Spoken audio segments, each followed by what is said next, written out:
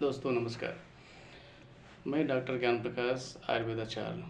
मैं आज आपको लाइफस्टाइल बीमारियों के बारे में बताऊंगा कि आजकल 80% जो बीमारियां हैं वो हमारी दिनचर्या से रिलेटेड हैं, जिनको मॉडर्न में लाइफस्टाइल डिजीज़ का नाम दे दिया जाता है।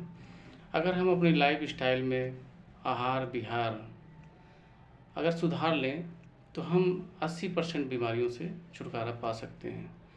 सर से लेकर पाँव तक, migraine, sinusitis, allergic rhinitis, cervical spondylitis, cardiovascular disease, asthma की शिकायत, पेट संबंधी डाइजेस्टिव सिस्टम से संबंधित बीमारियां, acidity, constipation, piles, joint pain, घुटनों की समस्याएं, कमर की दिक्कतें आदि ये ढेर सारी जो बीमारियां हैं, जो हमारी लाइफ स्टाइल कहीं ना कहीं हमारे खान पान, आहार विहार, मिथ्या आहार विहार की वजह से होते हैं।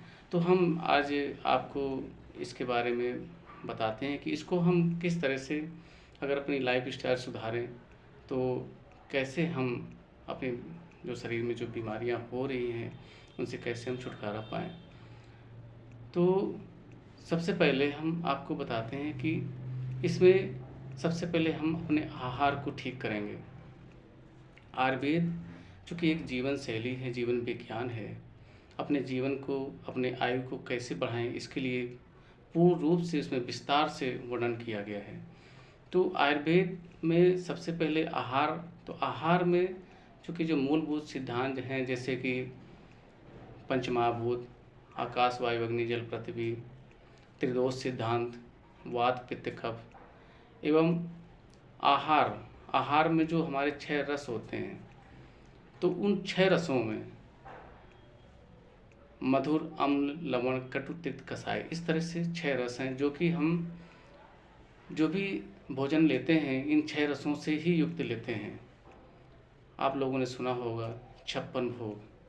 56 भोग क्यों कहा जाता है?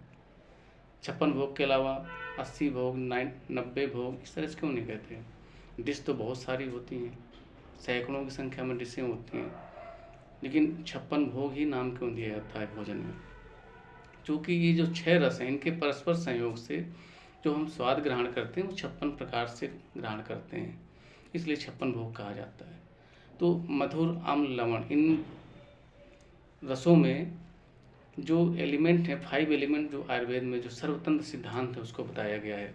इसमें से आकाश वायु अग्नि जल पृथ्वी। तो इन रसों में किस किस महाभूत की अधिकता या कमी होती है उस हिसाब से हम अपने आहार को सही करते हैं।